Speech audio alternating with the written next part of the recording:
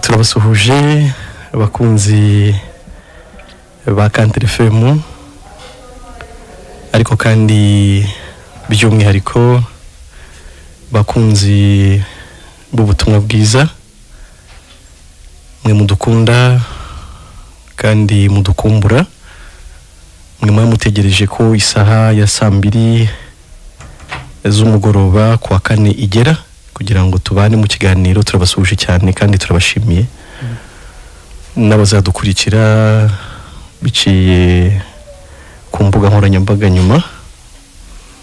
Namwe turabasuhuje cyane, Imana ikomeze kubazigama kandi ntimukabura umwanya rwose nyine gukurikira ijambo ry'Imana. Nge rero muvugana cyangwa se mwumva uvuga ni Emile Nshimiyimana, ndumuvuga butumwa bwiza bw'ubuntu bw'Imana. Nkaba ntewe iteka cyane no kuboneka, nkabona uyu mwanya n'amagara mazima kugira ngo mbe ndi kuganira namwe ku ijambo ry'ubutumwa bwiza. Ndi kumwe n'umuvandimwe ukundwa, Imana nawe yashoboje kugira ngo uyu munsi dukorane iki kiganiro. Nawe ndagira ngo abasuhuze ubundi twinjire mu kiganiro muza bumuganira nawe. Karibu. Ego Nshimiyimana. Ego. Kandi mboneho no gusuhuza abateze amatwi Country FM bose badukunda, ariko by'umwihariko bakunda ibyo tuvuga. Nibyo rwose. Ya saha yanyu y'ikiganiro ijuru ntirikorerwa. Nge rero muteze amatwi turamenyeranye nubwo atari cyane. Yego. Nitwa Niyonkuru Focus. Naratsindishirizwe. Yego rwose. Nabanze gutsindwa, nemeye ko ndi inkoma majyo. Ariko nabivuga. Nabonye nta kintu na kimwe nishoboreye nakorera Imana ngo inyemere. Yego. Nuko Imana yo imishurira ko yankoreye. Yego. Ahubwo yananyemereye mu byo yankoreye muri Kristo Yesu. Amen. Byishimo byanjye bitangira ubwo na bugingo n'ubu. Ariko kandi bizakomeza kuba byiza mu minsi ikurikiriye. Yego.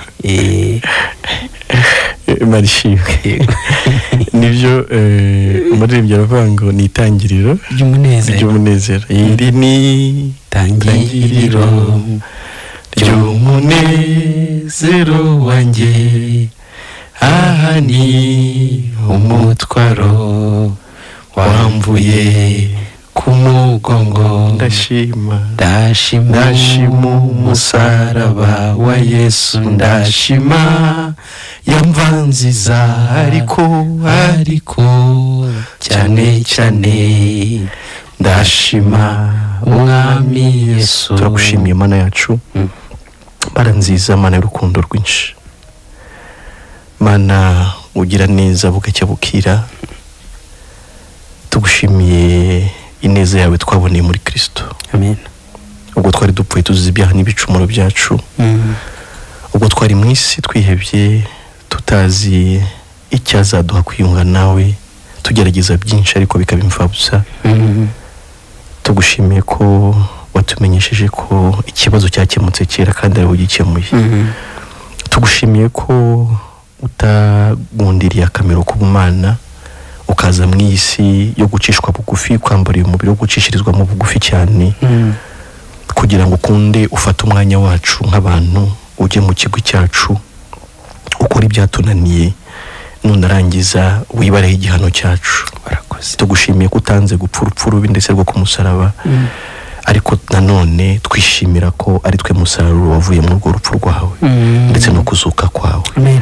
Natwe hano mu isi rero duhari tunezerewe, ariko nanone twibuka ineza watugiriye kandi twiteguye kukwamamaza kugira ngo tuyigeze no ku batari bayimenya. Udushoboze mu kanya dufite gatoya hano kugira ngo dutambutse ijambo ryawe mu mbaraga za mwuka. Abadukurikiye nabo tubasabiye imitima yumva kandi yizera, kubera ko nanone nta yindi nzira yo gukira uretse kwizera umusaraba wawe. Amen. Nawe ndata kandi badukurikiye aho bari hose turabagushimiye, tugushimira ko wabahaye umwanya wo kudukurikira. Nabo kandi ukomeze kubabwira ibindi bihishe mu kwizera Yesu Kristo, kugira ngo bakomeze kuva mu bwiza bajya mu bundi. Tugushimiye ko bw'igihugu cy'u Rwanda waduhaye kuba turimo mu gihe nk'iki.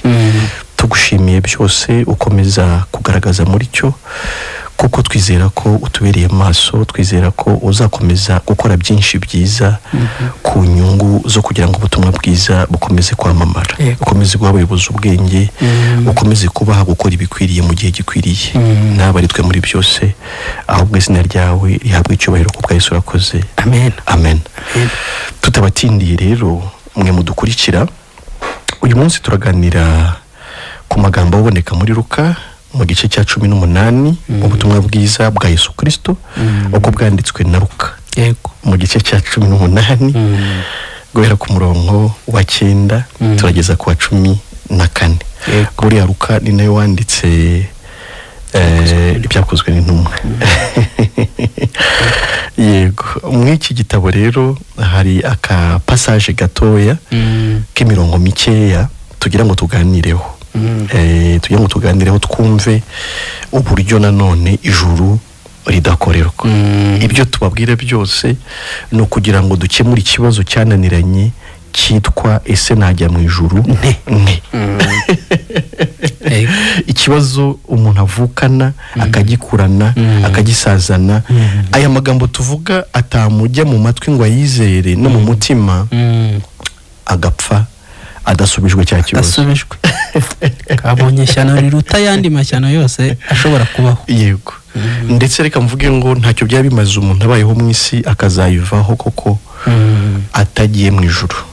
Kuko yisigana none ni n'isi yo gucishwa bugufi, ni isi ibibazo, ni isi ibigeragezo, ni isi y'amakuba menshi.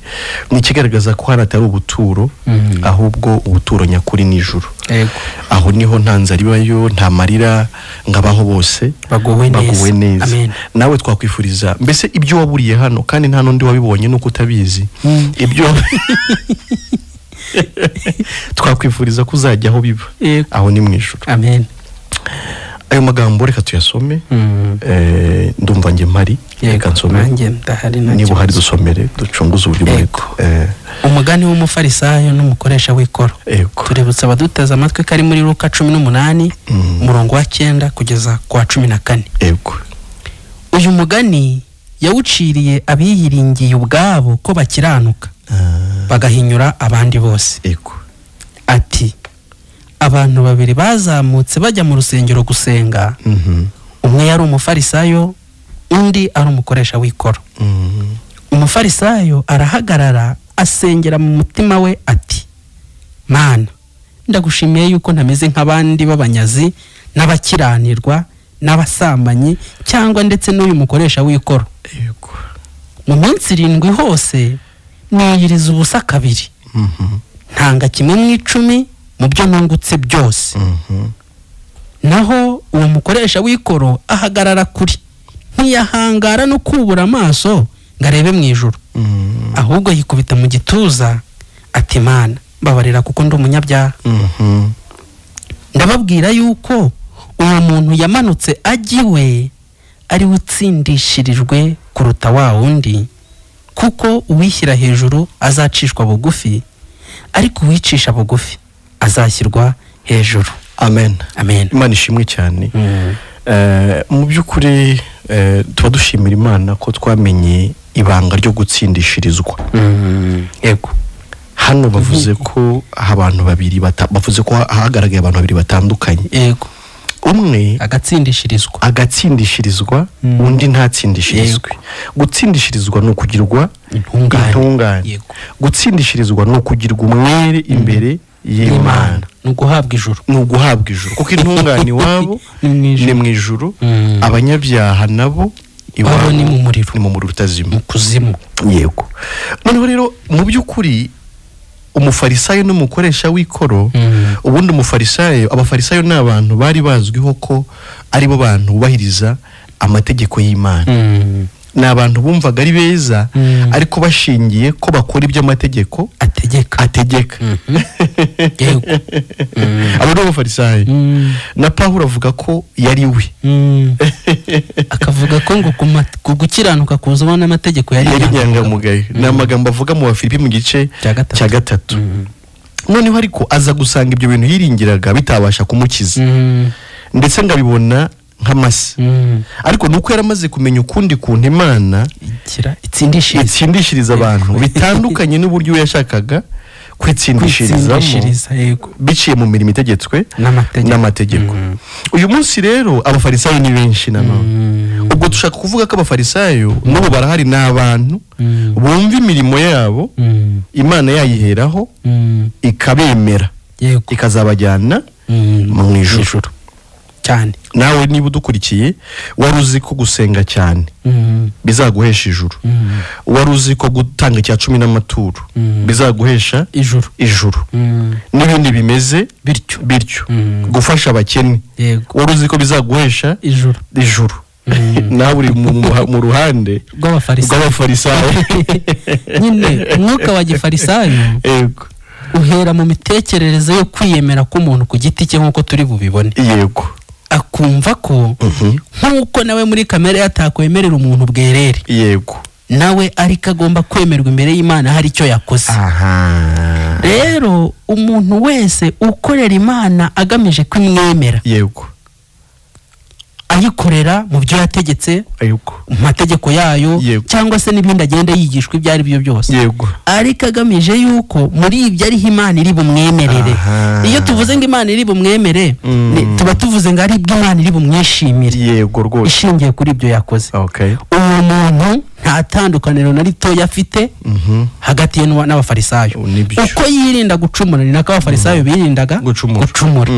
Uko yageragezaga gushyiramo utuntu tujya twajyaga dushyiramo tukanaririmba wakabonye Mana ni nako n'abafarisayo nabo bakoraga twinshi batari ko watubonye Mana. Utwo tuntu twose turabahuza umwuka umwe w'abafarisayo. Aha rero yavuze ko yanirizaga ubusa 2 mu cyumweru iminsi 4 mu kwezi atarya atanywa. Iminsi ni iminsi 8 plutôt iminsi 8 ubundi ni iminsi 104 mu mwaka ugenekereje ni amezi 3 n'iminsi 14 yamaraga mu mwaka wose atarya. Urumva ko yarakaze kuri ubu ngubu ngira ngo ni bake babyubahiriza gutyo amezi kandi yarabikoraga cyane n'ibindi bimeze nka gutyo. Buriya ntibavuze ibyo kujya mu buvumo ntibavuze ubutayu buriya yajyagamo n'ibindi byinshi batashyize aha ngaha ariko niba ubwabyo ntabwo byoroshye ibi dusomye mwaha ababikora ni mbarwa ariko ibyo bintu byose arabiperezanta imbere y'Imana. Anavuga ko we atameze nk'abandi batabikora. Urugero uwo mukoresha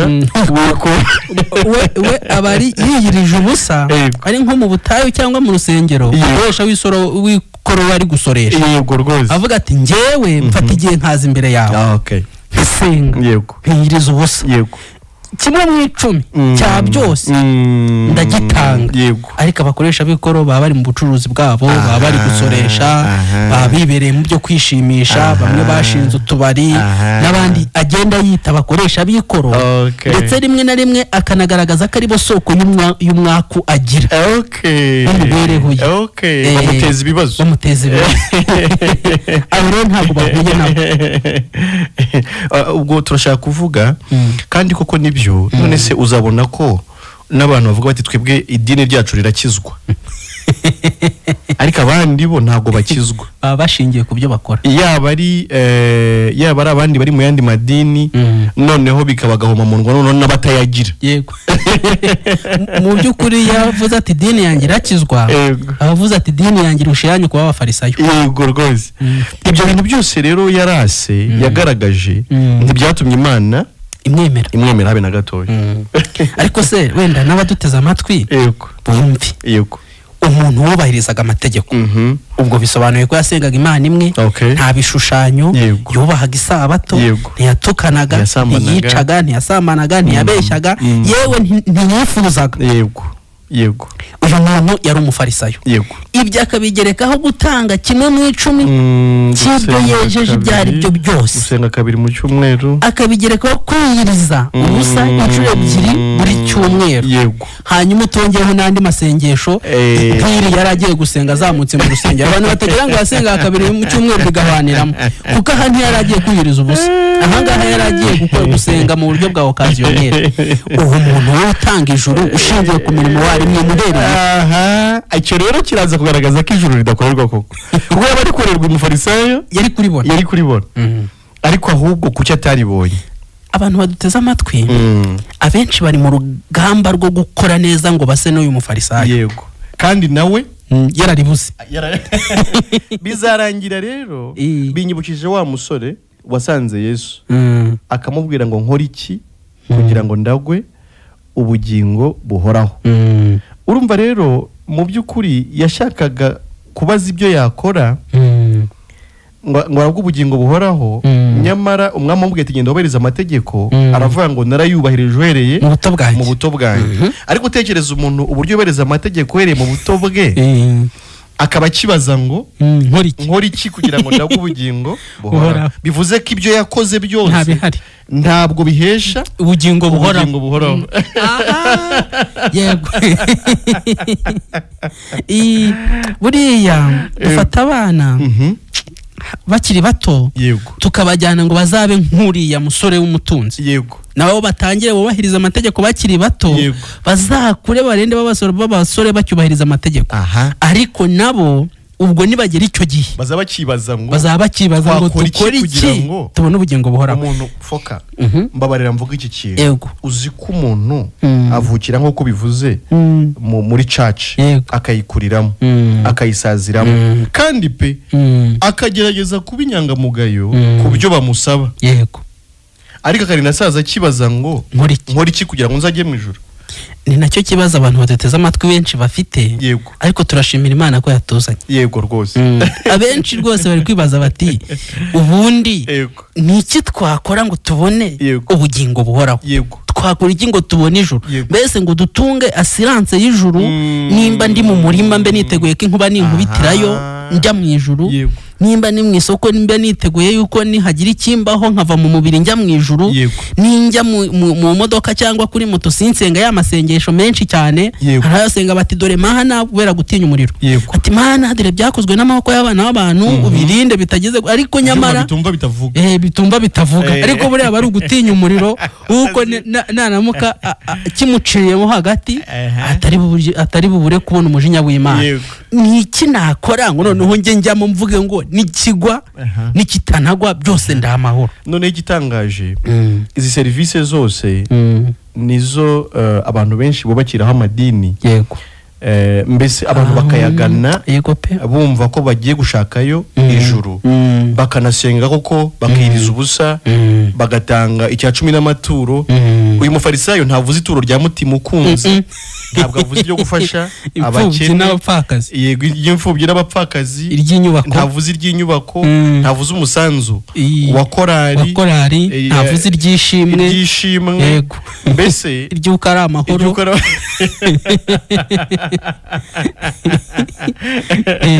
ntavuze iby'ibirundo yavuze icya 10 n'amatora ariko ntavuze n'iby'ibirundo ariko ibyo byose yabyubahirizaga neza reka tuvuge ngo abantu barabitanga pe ariko bakabura ijuru kuko atari yo nzira Imana yagennye ijyana abantu mu ijuru reka tunavuga yuko ari nayo service y'ibanze idini ritanga ariko ubwo ibyo ritanga ntago bihesha ijuru nibyo binyibukije inkuru imaze iminsi ivugwa ku social media yo guhagarika insengero zitujuje ibisabwa yego rwose wowe uduteze amatwi niba wajyagayo ushaka iyi service nawe urabizi ko igihe umazeyo n'ubundi ntacyo yakumariye n'uyu munsi uracyahatana ushaka ijuru ubwo bisobanuye ko igihe cyose wamazemo ntacyo byigeze bikumarira wenda niba hari inshuti mwabonanagayo uzazisura ariko ntubabazwe nuko bafunze ikidafite icyo kikumariye mbese niba wari uzi ko ubundi wajyagayo ushaka ijuru ntubabazwe nuko bazifunze kuko n'ubundi ijuru siho ritangirwa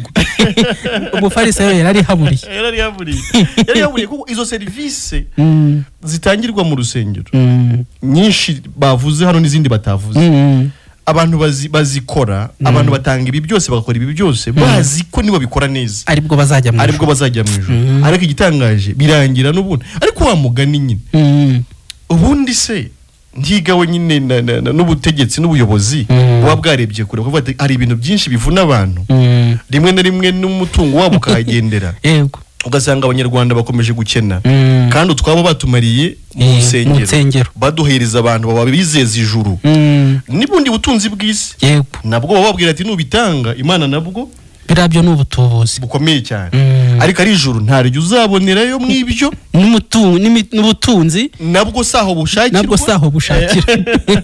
mbese birangira zibuza umumaro koko cyane birangira nta nicyo zimariye abazigana n'ikimenyimenyi rwose kiba kigaragaza umuntu uba urimo ufite morali natwe twabagamo n'ubu utegereje ibizaba ntago ari userebura ibyabaye urakoze cyane guhora ku cyizere kiraza amasinde ariko reka tuvuge iki ngiki reka tuvuge ngo ijuru ntiritangirwa muri izo serivisi zitangirwa mu nsengero ahubwo uyu muntu bavuze ngo umufarisayo yararibuze kandi yarakoze ibyo bintu byose ntako atagize nyamara umukoresha w'ikoro we araribona utarakoze na kimwe mbere yuko tugera ku mukoresha w'ikoro reka tubwire abaduteze amatwi ariko n'abatureba kuri YouTube batekereze ko bahuye n'uyu mufarisayo mu nzira umufarisayo ari kubaha ubuhamya ari kubabwira ati ngende umwana w'abafarisayo navutse ntozwa gukurikiza amategeko yose uko yakabaye ikindi dore ahangaha nahazaga iminsi 2 mu cyumweru umunsi ugizwe n'amasaha 28 nkazinduka nkiriza ubusa kandi nkabikora inshuro 2 buri cyumweru twabisobanuye nkatanga kimwe mu 10 cy'ibyo ninjije byose nkakora n'izindi serivisi zose zibonerwa kuko babonye ko yahinjiye ngo nk'uhamenyereye we ngo yinjiye mu rusengero arakomeza ubundi asenga nyine yisanzuye yavuga ati nge ntago meze nk'abariye hari mu rugo mu gihe undi we yatinye no kuhegera niko Bibiliya yavuze ariko dore ukuntu ari kukubwira ari sire ko ibyo bintu nta juru byamuhesheje nuko umufarisayo nuko birangiye iby'umufarisayo birangiye akubwiye ko ibyo bintu bidatanga ijuru ahubwo reka turebe uyu mukoresha w'ikoro we byagenze bite ngatsindishirizwe ibyo umuntu akora ntago Imana ibyemera impamvu nkuko dukunda kubigarukaho nuko tuvukana kamere y'icyaha tuvuga turi babi kubwa kamere yacu ubwo bunyacyaha rero ntibwakurwaho no gutanga icyacu ntibwakurwaho no gusenga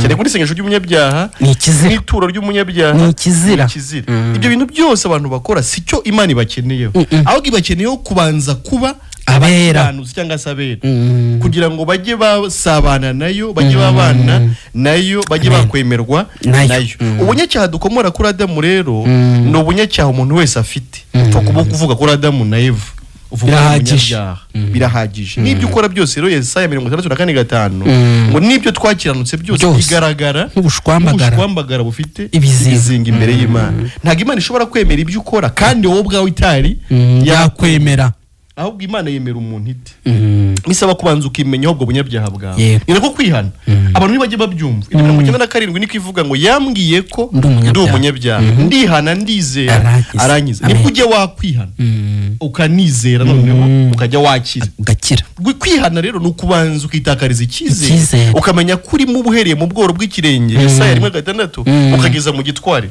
nta hazima umuntu afite ukamenya rero ko ubwo ari ukumeze nta nicyo wakora ngo Imana ikwemere ukamanika amaboko utsinzwe rwose ukarekeraho kwigira umufarisayo ukarekeraho kwigira mwiza kandi uri mubi aho bawihariye rega wowe duteze amatwi iyo umutima ugushuka ukumvisha kuri mwiza uwo wereka ubwiza bwawe warabizi kuri mubi arabizi kuri mubi rwose biriravuga nyine ngo Uwiteka yitegereje ingeso z'abantu mu isi ko zari mbi cyane ko kandi kwibwira imitima yabo itekereza ari kubigusa kugeza iteka ryose biri mu Itangiriro 6:5 rero ari nazaburi bivuga 14 ku murongo wa mbere ni 53 ivuga gutyo rero wowe uduteze amatwi menya ko Imana yakugaye yirakugaya irabizi neza ko ibiri mu mutima wawe atari byiza izi neza ko n'ibyo ukiranuka ari ubushwambagara bwuzuye ibizinga wowe iyo urimo yigiraho nziza ugahura n'abantu bagubeshya ko yakwemeye babajya bahari abantu basa nk'abakomisiyoneri b'Imana bakitera hejuru mu byo batazi ni Pawulo yabyandikiye abantu biti abakorosayi ibice 2 mu mirongo ya nyuma ahabwa ati bakigira nk'abicisha bugufi abo bantu bakakubeshya ko wemewe ariko Imana yo yavuze yuko abari mu butware bwa kamere badashobora kunezeza Imana abari mu 8:8 rero wowe menye yuko Imana yakugaye kandi kakugayira muri Adamu igahamya yuko uzavuka uri mubi n'ikimenyimenyi dore gutandukanya bibi n'ibyiza byarakunaniye uhora ubivanga mu mibereho yawe yose kandi Imana ihamya ko umuntu ufite urwo ruvange iherezo rye ari ukurimbuka rero itera icyizere umere nk'uyu mukoresha w'ikoro wemere kuri umunyabyaha kukeneye ntukeneye gutsinda Imana ikwemera ahubwo ukeneye gutsindishirizwa n'Imana ubwayo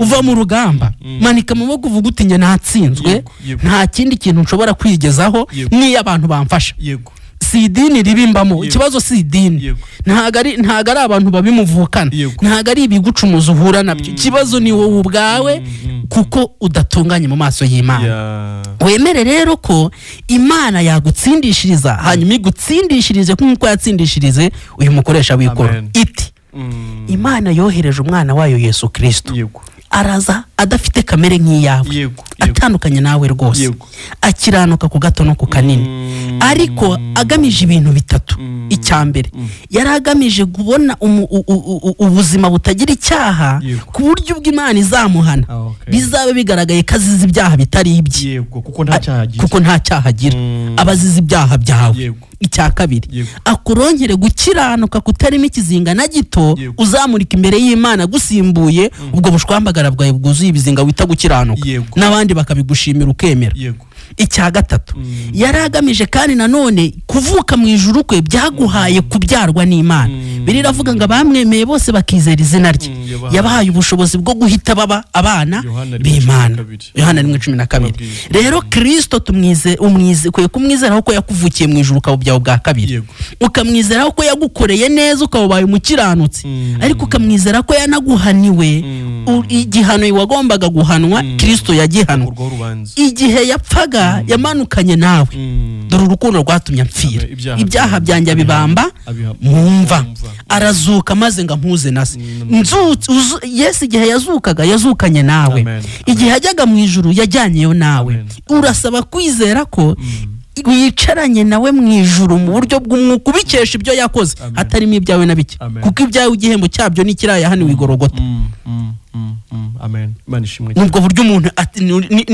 ni ryo banga ry'umukoresha w'ikora uyu mukoresha w'ikora we yemeye ubunyabyaha bwe ariko kubabarirwa nanone Imana ntiyatubabarira yirengagije ibyaha byawe abo kubabarirwa kose gushingira yaravuze ngo Mana ngiyewe gusumba barire ko umunyabyaha ntiyavuze umubare w'ibyaha ntiyavuze amoko y'ibyaha n'ikintu abantu bagomba kukimenya ubunyacyaha bw'uyu mukoresha w'ikoro ntibwavuzwe mu mazina ntabwo ubunyabyaha bundi bubarwa mu ngano ahubwo umuntu gusa ni umunyabyaha tu nicyo umuntu akeneye kumenya ni ubwoko bw'ikiremwa nk'uko umuntu adashidikanya ko ari umukobwa iyo ugiye kuvuga ati ndi umukobwa ntugomba kwerekana idu n'ikimenyimenyi mfite ibi n'ibi oya ahubwo uri umukobwa bigaragara umukobwa rero niba uri ariko ni agakobwa ariko k'igitsina gore n'umunyabyaha nawe ni umunyabyaha waje ashaka umukobwa ntazatoranya ubyibushye n'unanutse n'undi rero yamenye gusa ko ari umunyabyaha atarinze avuga amoko y'ibyaha yakoze nuko umuntu agomba kumenya ubunyabyaha bwe nibyo ukamenya ko uri umunyabyaha wabikoze ukamenya ko uri we utabikoze ko uri umunyabyaha wabivuze wanabicecetse utabivuze uri umunyabyaha gusa ku bw'akavukire yawe umuntu wamaze kumenya icyo uri musinziriye uri maso watanze icya 10 utanagitanze wiyirije cyangwa wabiretse umunyabyaha wo mu rusengero nutajya mu rusengero ni kimwe nicyo umuntu agomba kumenya iyo yarakimenye ariko yemera no kubabarirwa imbabazi turi kuvuga rero tumaze gusobanura mu kanya ntago ari imbabazi zidakurikije amategeko ni imbabazi zabayeho Imana ibonye undi iryoza ibyaha byawe ariko nawe ntiyabiryojwe igice ahubwo yabiryojwe byose Imana imuhana yari imuhannye kubw'ubunyacyaha bwanjye yewe bwose ikimenyimenyi yamuhannye ntaranavuka bivuze rero ko yamuhaniye ibyaha byanjye byose itarobanuye Ego. Iyo umuntu avuga ubundi ngo Yesu yapfiriye ibyaha byanjye abashaka kuvuga ibi ko Yesu yapfuye ntaravukanye. Ari ukubara ibyo nakoze rero nta kimwe nari ndakora. Ubwo byaba bivuze ko atagupfiriye. Ariko ni nemera ko yapfiriye ibyaha byanjye. Ubwo ni byose. Ubwo ni byose. Kuko yapfuye mbere yuko ari uvuga ngo nibyo ngo yapfiriye ibyaha ngo nakoze ngo kugeza igihe ngo namwakiririye. Wagira ngo igihe yamwakiririye icyo gihe yarapfiriye. Nagari. Ariko mutekereze neza. Mwumve neza muve mu kigari. Mwumve ibi bintu neza. Niho wayishibanga ry'umukiro. Amen. Yesu yapfiriye ubunyacyaha bwawe bwose. Kandi nubwo waba mubi cyane nk'uyu mugoresha wikora. N'abantu batangaho urugero rw'umuvunnyi ngewe simeze nk'uyu mukoresha wikora. Ariko ni wemera gusa ko ubunyacyaha bwawe bwose Yesu yabupfiriye. Yesu yabupfiriye. Urabutsindishirizwa. Nawe uratsindishirizwa. Uyu yamanutse yigiriwe. Ntabwo ntiyagumyaho. Ntabwo bisaba ko uri mu rusengero. Yigendeye iwe atsindishirijwe. Nawe urabutsindishirijwe uri mu modoka. Cyane. Urabutsindishirijwe uri gucuruza. Urabutsindishirijwe mbese wiryamiye. Uri guteka. Uri gutegura abana. Uri konsa umwana. Wicariye ku meza uri kurya. Urabukiranuka cyane imbere y'Imana. Amen. Ntibavuze icya 10 cy'uyu mukoresha wikora. Ntibavuze korari yabarizwagamo. Bavuze gusa ko we yemeye ko ari umunyabyaha. Amen. Yakira gutsindishira. Amen. Ijuru rero muzatangazwa nuko abo mwakekaga ko bazarya amataribo barigiyemo. Ataribo barigiye. Bizagirwemo gusa n'umuntu wemeye ko ari umunya byaha. Ariko akanemera ko ibyaha bye ari byo Yesu yazize akababarirwa. Amen. Abaduteza amatwi rero reka tubahe nimero hanyuma dusangire ijambo. Twari mu kiganiro n'ubundi murabyumva ko gikomeje ijuru ntirikorerwa. Yego. Nimero ya MTN muhagararaho ni 0782 44 21 25. Niyo nimero muduhamagara ya MTN. Hanyuma ya Airtel ni 07 383 005. Yego ndabona hari uhamagaye. Antrese Mano. Oui, allo. Ni DMRC mu karere ka Nyamasheke mu murenge wa Kirindi. Nari naramubuze. DMRC yesashima. Yesu nahimbazwe nanjye ndo wacunguwe. Turabizi cyane umeze tese haraciye igihe nge ntakumva. Rwose ndabakurikirana cyane nuko mudaherutse nuko ntaherutse kubahamagara ariko rwose mbakurikiye. Uguwe neza. Murabizi nge ni ibisanzwe nguwe neza kabisa kuko nanjye murabizi ko ngumwe mu baherewe ijuru ku buntu. Amen. Nemera ko Yesu ngewe yaje akampfira nkiri urusoro ntaranavuka. Yego. Ataza akampfira ntazi ko nge nzanabaho. Yego rwose. Ubwo bishatse kuvuga ko ibyaha byose nzakora. Byose yarihanaguye. Yego. Ubwo rero abantu aho ku kintu bibeshya aravuga ngo ni kubera ngo naretse inzoga singa isambana nguko niko kwakira agakiza. Reka abantu nti kwakira agakiza nuko uzemera ko Yesu yagupfiriye. Ibyaha byawe byose akaba yarabihanaguye. Amen. None iyo umaze kubyemera gutyo umutima wawe ubikwemeza neza uhita wakira umwuka wera. Amen. Iyo umaze kwakira umwuka wera rero ni hahandi atangira kukuyobora. Ugatangira kuyoborwa n'umwuka wera. Ibyaha byakurizaga ibyaha wakoraga ukishima ukajya bireba ukumvura ababaye kubera uri kuyoborwa n'umwuka wera. Amen. Rwose abantu rwose nitujye tubimenya ko iyo watsindishirijwe n'umwuka Imana irabikora. Rwose ntidukwiriye kujya twibeshya ijuru koko nibyo nge ndabyemera. Ijuru twariterewe ubuntu. Amen. Kuko nimba nta cyaha ufite, nimba nta kibazo na kimwe ufitanye n'Imana, nta rubanza ufitanye n'Imana, ubwo wazajya mu ijuru wisitaza gute kandi warahanaguweho byose? Amen.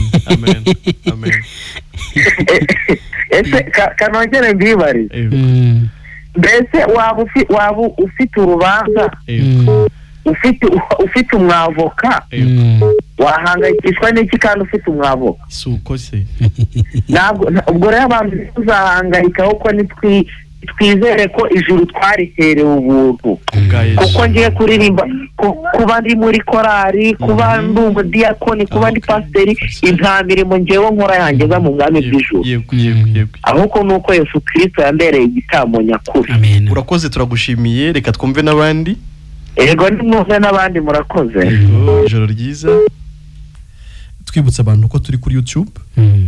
Uwashaka kudukurikira kuri YouTube yajya kuri YouTube channel Ijuru Ntirikorerwa TV. Yego. Akadukurikira akabona ibiganiro bigiye bitandukanye bitambutswa n'abavandimwe batandukanye. Country FM aro. Mwiriwe neza. Ikiganiro ni Ijuru Ntirikorerwa. We urinde uherereye agana he? Ndavuze ngo turi mu kiganiro Ijuru Ntirikorerwa. Wowe urinde urahagana hehe? Ndi Moise Kwihangana, ndi mu karere ka Rusizi, murenge wa Nkombo. Yego Moyi. Yego. Waba warabonye ijuru nawe? Ijuru ko mbitekereza nkuko biri bivuga ntago riragaragara, ntago turaribona. Ufite ibyiringiro byaryo se? Ibyiringiro ko nzaribona n'Uwiteka nabishaka. Ibyiringiro bishingiye kuki? Ibyiringiro bishingiye kuki? Ibyiringiro bishingiye kwa Yesu yarampfiriye ku musaraba Kalvari. Yego, none se Uwiteka nihe atabishaka? Ubutumwa bwiza uko bwanditswe na Yohana. Yego. Mu gice cya 3 umurongo wa 16. Havuga gute? Kuko Imana yakunze abari mu isi cyane. Yego. Byatumye itanga umwana wawe w'ikinege kugira ngo umwizera wese atarimbuka ahubwo ubugingo. Imana irabishaka cyane kujya mu ijuru. Niyo mpamvu yatanze Yesu ngo agupfire. Hanyuma n'umwizera ntubukirimbutse kubera ko ibyaka kurimbuye ari byo byicishije Yesu, ahubwo wigire mu ijuru ku bwande ku bwa Yesu. None se ko ntago mukemera Bibiliya kandi turi kubwira Bibiliya gusa. Yego, Bibiliya mu isezerano rya kera naryo turaryemera cyane ko atwereka mu kuva 20 ukuntu Imana yahaye Mose amategeko. Wabuze icyo yamuhereye? Yego. Ni igiki? Kugira ngo azajye ayobora abantu batagwa mu byaha. Ntabwo amategeko ari cyo amaze. Niba nyine wemera Bibiliya uraza gusoma mu Baroma 3:19 na 20. Haravuga ngo tuzi yuko ibyo amategeko avuga byose abibwira abatwarwa nayo kugira ngo akanwa kose kazibwe kandi abari mu isi bose batsindirwe n'urubanza imbere y'Imana. Kuko imbere yayo ari nta muntu uzatsindishirizwa n'imirimo itegetswe n'amategeko, kuko amategeko ari yo kumenyekanisha ibyaha. Umurimo w'amategeko rero ni ukukwemeza ko uri umunyabyaha uko Imana ibivuga. Ariko umurimo wa Yesu nawo wari uwo kugupfira we wananiwe amategeko, akazira ibyaha byagutsinze, noneho ukazajya mu ijuru utsindishirijwe na Yesu. Bishatse kuvuga ko umuntu agomba gukora ibyaha uko yishakiye. Ntabwo tuvuze ibyo ntawe ubivuze. Usanzwe uri umunyabyaha, ntabwo twigisha gukora ibyaha, ntabwo turi kubwira aho wakirira ibyaha. Ni ukwizera Yesu no gukizwa bihagije. Yesu wapfiriye ibyaha byawe. Ariko se iyo wumva urupfu wumva iki? Iyo hajemo urupfu ntihabakijemo gukora. Umuntu wapfuye arakora? Oya. Niwe wemera yuko wapfiriye muri Yesu, ntuzaba ugikora ibyaha kubera ko umuntu ukora ibyaha nyine ubwo yarapfuye. Bibiliya itubwira ko umuntu utarabatizwa se atazakandagira mu bwami bwo mu ijuru. Niko mubyumva? Nta Bibiliya ivuga ibyo. Kuvuka ubwa kabiri ntabwo ari ukubatizwa. Utavutse ubwa kabiri utazajya mu ijuru. Niko kubatizwa nyine. Oya, biratandukanye. Igicumuro cy'umuntu umwe, Abaroma 5:18 na 19, cyateye ko abantu bose bahinduka abanyabyaha. Yego. ariko gukiranuka k'umuntu umwe kuzatera ko abantu benshi batsindishirizwa bagahabwa ubugingo buhoraho. Kuvuka bwa mbere ni ivuko dukomora kuri Adamu. Kuvuka bwa kabiri no kwizera Yesu ugahinduka umukiranutsi bikesha Yesu. Ivuko rya kabiri. Yego. Aho butarizeye Yesu ngahinduka umukiranutsi n'utazajya mu ijuru. Yego. Bo, murakoze nta kibazo. Nawe urakoze Moise, udusuhurize abo muri kumwe, numvaga hari abakuvugiramo hiryo badusuhurize cyane, nabo butaha bazaduhamagare mugire ijoro. Yego turi ku nkombo, Imana ikomeze ibarinde, turi abadivantiste umunsi wa karindwi. Ariko muzareke cyane kuba abadivantiste, ahubwo muzizere Yesu mu bakiranutsi. Ijuru ni ry'abakiranutsi ntago ari ry'abadive, ni ry'abakiranutsi. Daru basino bwene na mwamakona. Twebwe ntago twumva cyane urwo ruri murakoze. Turabakunda cyane murakoze. Murakoze gusobanura. Natwe tunakurikira. Sawa. Ariko aganira neza, ashobora kumva uko biri kose, kandi kwizera bizanwa no kumva. Allo Country FM. Neza. Yego mwiriwe neza. Ni nko kubonekera bambonekera we ni bwo bwa mbere mfatishije radio. Yego. Hano mu murenge wa Gashonga. Yego. Ndayifatishije niko gutungurwa ntunguwe nazaga nyishakisha nkayumva nkumva bayivuga ariko nayishaka nkumva n'imishaniro nubwo n'ubundi mishaniro irimo. Yego. Dufashe rwose rero tuza tuyumva numvisha mu kiganiro cyiza rwose ikiganiro. Wigeze wumvaho gake ku byo twavugaga? Gakeya numvishe. Nabaye nkumva nubwo bwose radio irimo imishaniro. Yaje yonduko kujya mu ijuru. Umvishe ko umuntu azajya mu ijuru gute? Karame. Umvishe ko ari iki kizaguhesha kujya mu ijuru? Basa naho kandi ibikorwa byiza barakoreye.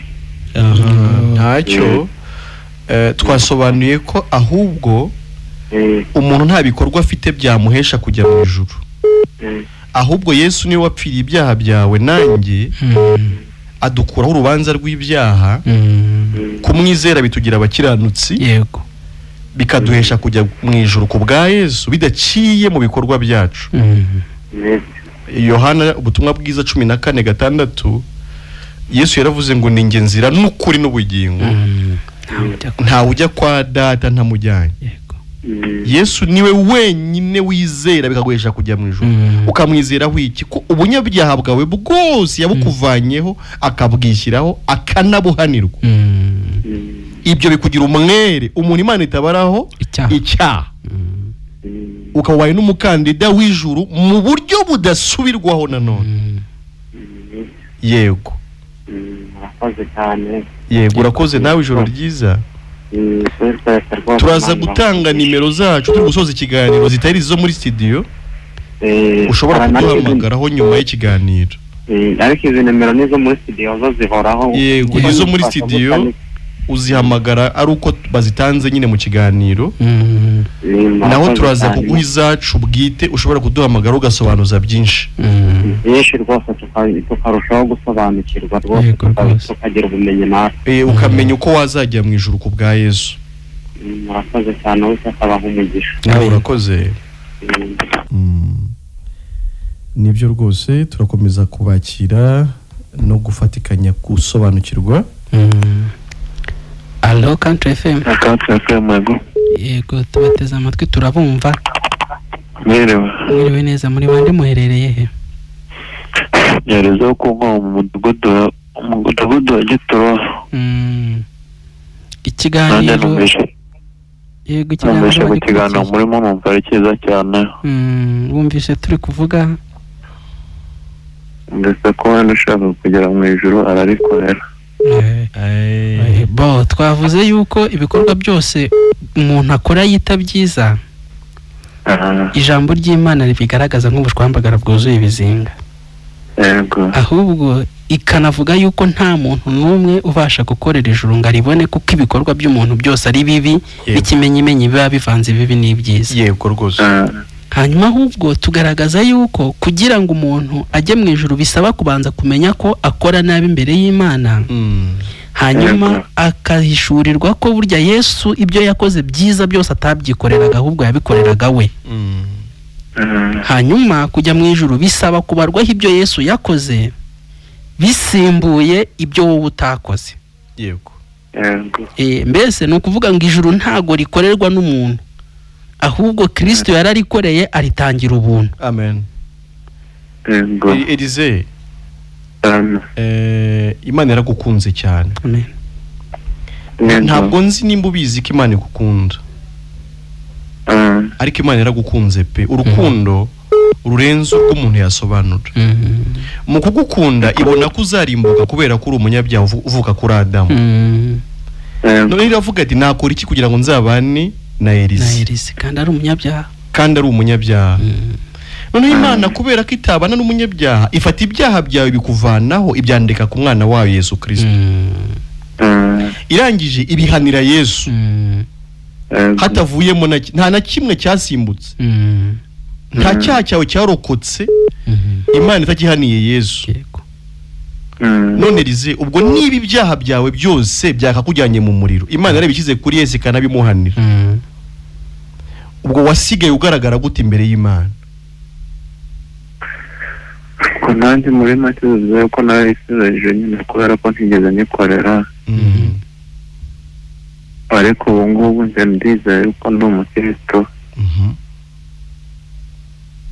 Usibye ko nyine umuntu uriho nta buri cyaha, ariko yuzuye ko ndi umukristo imbere yayo. Rero kujya mu ijuru biragusaba kutareba cyane ku byo ukora, ahubwo ukareba ku byo Kristo yakoze. Yego rwose. Ibyawe ntibyuzuye. Ibyawe byo nawe urabibona yuko bitaguhesha ijuru, ariko ibyo Kristo yakoze birahagije ngo biguheshe ijuru. Yego. Niyo mpamvu aka kanya turi kukubwira kwizera Kristo ukabarwaho ibyo yakoze. Amen. No kuba umukristo ni nicyo bivuga. Amen. Nukuba nyine atakiri wowe ahubwo ubarwaho Kristo imbere y'Imana. Nukujya mu bwishingizi bwa Kristo. Amen. Nukujya mu bantu Yesu yapfiriye. Nukujya mu bantu Yesu yakiranuye n'Imana. Amen. Nukujya mu bantu Yesu yakujeho urubanza urupfu yapfuye. Amen. Ukavuga ngo nzajya mu ijuru mbikesha ibyo Kristo yakoze. Yesu. Uko ni ukuba umukristo, ni ukuba wishingikirije kuri Kristo mu kujya mu ijuru kwawe, utishingikirijeho cyangwa udashingikirije no kuri bagenzi bawe. Ku buryo Imana ikubaje ngo uje hano gute, ati namenye ko Yesu yamfiriye kandi agapfira ibyaha byanjye byose, ntugire icyo urenzaho. Uwo niwe mukristo. Ni umuvuga ngo nzajya mu ijuru ku bwa Yesu. Wabyumvise? Yego. Urumva noneho mu mutima se byibura hari ikindi kintu umenye? Hari ikindi kintu umenye utarusobanukiwe? Byinshi cyane ahubwo. Icy'ingenzi wumva ukuyemo mu kiganiro tugiranye n'iki? Ni ugukurikira Yesu. Ukamukurikira ute? Mu byo avuga. Ni ukwemera ko Yesu yagukiranuye n'Imana. Ni ukwemera ko Yesu yagukujeho urubanza. Ni ukwemererize ko nta cyaha ukibarwaho ari kubikesha Yesu. Sibyo? None se umuntu utabarwaho icyaha azajya he nyuma y'urupfu? Umuntu utabarwaho icyaha azajya he nyuma y'urupfu? Bisobanukiwe neza. Mu ijuru hazajyayo bande? Abarikoreye. Mu ijuru hazajya bizeye Yesu. N'abakozi bo ntibazajya mu ijuru. Umuntu uzajya mu ijuru wese azaba bikesha Yesu. Nta uzajya mu ijuru yitwaje imirimo we yakoze. Ibyo ni ikinyoma kimaze igihe. Yego. Ni ikinyoma kimaze igihe umuntu avuka anatekereza yuko ijuru rikorerwa n'imirimo ye bwite. Ariko aka kanya turagutangariza yuko twasomye inkuru y'umufarisayo wakoze iyo mirimo ntiyemerwa. Ahubwo dusoma umukoresha w'ikora utarayikoze we atsindishirizwa n'ibyo Yesu yakoze. Cyane rwose. Uzajya mu ijuru nutsindishirizwa, nuwemera gutsindishirizwa na Yesu. Amen. Si uzagaragaza ko we hari ibye byiza yakoze. Uwo ntabyo yabona. bose bakoze ibyaha abaroma 3:23 ngo ntibashyikira ubwiza bw'Imana ahubwo batsindishirizwa n'ubuntu bwayo bibahereye ubusa kubwo gucungurwa kubonerwa muri Kristo Yesu. Amen. Yesu niwe wadutsindishirije, niwe watumye twemerwa, ntago ari ibikorwa byacu. Murakoze. Nawe turagushimiye cyane. Muze kunshyira mu ndirimbo yitwa Iriba. Ubwo wenda abari ku buhanga bw'ibyuma baraza kureba kiboneka. Mushake indirimbo rwose. Reka twakira abandi. Nibyo abantu benshi bafite nyine iyo mitekerereze. Allo Country FM. Ninde tuvugana, muherereye he? Niyo byiringiro Olivier mu karere ka Nyamasheke. Niyo byiringiro inde? Olivier. Yego. Olivier, turakwakiriye rero, tubwire icyo wungutse mu kiganiro cyangwa icyo wungutse na mbere. Yewe icyo nungutse nuko ndi umuragwa w'ijoro kandi nkaba narareherewe ubu. Amen. Yego rwose abo bavandimwe bacu ndumva bakiri guseta ibirenge. Ariko rwose ijuru twebwe turarifite, abayizera ibyo Yesu yakoze twaravivuwe. Twaravivuwe. Amen. Amen. Twaravivuwe abazajyayo kuko tumwizera kandi kuko umva mbabwire. Imirimo twakora twebwe nta kintu yatumarira. Ntabwo nshobora kubona akora ibibi, ntabwo nshobora kubona akora ibyiza. Yego. Ahubwo njyewe nzareba ibyo Yesu Kristo yakoze. Yego. Kanizera ibyo yankoreye. Nibyo byonyine bizageza mu bwami bw'ijuru. Amen. Urakoze Olivier, ukomeze ubwire abandi bantu ba Nyamasheke. Rwose nzakomeza kubabwira ko Imana yataze ijuru ku buntu. Uri mu we murenge Olivier? Ni mu murenge wa Kirimbi. Ukomeza ariko Olivier ntago ari mushya kuri umuguhamagara kuri radio. Oye atoranye na DMR barakuba. Oya usanzwe duhamagara, ntago uri mushya mu kiganiro. Turagushimiye, tugushimiye Imana. Yego murakoze mugire ijoro. Mujye munaduhamagara nyuma y'ikiganiro kuri za nimero tubahereza. We na DMR baraturanye. Yego. Kugira ngo tujye dukomeza tuganire, niba birashoboka tuzanabasura. Nta kibazo. Murakoze cyane. Turakomeza gushimira Imana. Amen. Imana ikintu ikiza abantu, ariko n'abatari bakizwa turizera ko Imana izabakiza. Kwizera bizanwa no kumva. Turabakiriye.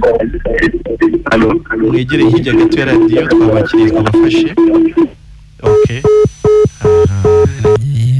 Yagiye nta kibazo, turamutegereza wenda gatoya n'undi wahamagara twamwakira minota mikeya dufite. Ndi yaje.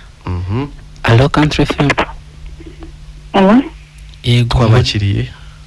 Neza. Mwiriwe namwe. Allo? Twabakiriye, turi kubumva neza. Ni Mama Teta ka Cyangugu. Yego Mama Teta. Ari kugambira mpamagaye ntabwo kugambira mbavugisha. Yego rwose, yego. Ndagira ngo isakanye. Yego. Yuko ijoro ridakoreka. Yego Mama Teta. Sahimwe mbavundi gukora byiza ndisanga kuri bibi. Yego. Nimba n'amateke nkabivanga. Yego. Namure cyangwa mbone. Yego. Impamvu niba umukoresha wese urukumva kandi tsemba. Yego. Ijoro ridakorerwa. Amen. Ntabwo rikorerwa rwose, ntacyo watanga. Yego Mama Teta. Nongera nkababwira ngo umuntu wize ishimye n'umuntu wize amategeko ntabwo bahangana ngo kunde. Yego. Niyo nimba hari uwize amategeko akatuburanira akajya kuramutsaga kugira nkoni. Yego. Twara abashimisite. Yesu wumva se ako kantu.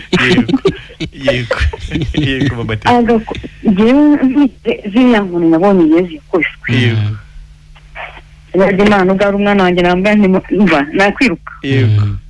Nta nubwo usina nahareba. Yego. Uramanitswa hariya ntiwasambanye, ntiwibye, ntiwishe, nta kintu na kimwe uri kwishinga, uri kugira ngo urokore amaseta, urokore uriya muntu wabweye, urokore wa Nyir'Igicumbi. Yego. cyose cyari uvuye ngo ijuru muzabikorera tuzatanga iki ni iki Yesu atatanze umuntu azatanga Mariya na Yosefu uzatanga iki Yesu niwe wakoze byose hari umugabo ngo wagiye gupfa ari se hashika babwira abaganga ati ni iki kintu niko mfite amafaranga menshi ni iki kintu mwakora kugira ngo umuntu akore sinzi bambwira ati twe ntabwo dufite ububasha yambwira abantu batekanye abantu bishimye mu mutima barya ibyabo banezerewe barya ibyabo bishimye barava mu mazu yabo bameze neza bagenda mu modoka zabo bameze neza bagende mu ndege bameze neza bajya ikamembe guhaha bameze neza naramuka napfuye avuga ati ndagiye aho ngiye kubana n'uriya mugabo nanjye ndanezerewe nta mpamvu y'abantu bafite ubwoba hahiye uraza niba hahiye urabasha kuhazimya bamenye yuko hari uwatubambiye bamenye ko ari umuntu witanze agapfira ngewe agapfira wowe agapfira n'abandi bose yicara atekane agatima ke gashyira ahantu hamwe Imana ibaha umugisha namwe turabashimiye cyane murare neza murakoze cyane Matata ati nashyikiriye umutekano wavuye mu gihano cya Kristo ari kubwira n'abandi ngo batekane hari abantu bahangayitse cyane bati insengero bazifunze abandi bati byakomeye byacitse ariko umutekano nuboneke Yesu yarishyuye amen reka dusoreze hano dushimiye abantu bose badukurikiye dushimiye Imana yaduhaye uburyo bwo gutambutsa ikiganiro umuntu umwe katumusorezeho umuntu umwe twabakiriye rwose nitakishimiye Enoki yego Enoki umuntu umwe mu karere ka Rubavu yego pe uduye mu murenge wa Rubavu Mahoko hehe Nyamyumba ntabwo twumvishe neza rezo ni nke yego komeza wavuye ahantu hari rezo sinzi ahantu ugeze nta network twumva ntago dufata neza uraduhamagara nyuma y'ikiganiro dushimiye n'ubuyobozi bwa Country FM buduhereza uyu mwanya wo kugira ngo dufashe abantu mu buryo bw'ijambo ry'Imana ahasigaye ko dutange nimero zacu yanjye ni 07844257 ushaka no kujya kuri WhatsApp group wanyandikiraho kuri WhatsApp ngahita ngushyira kuri WhatsApp group yego nanjye yanjye ni 078472 amahoro y'Imana rero abane n'abakiranutsi bose none byose amen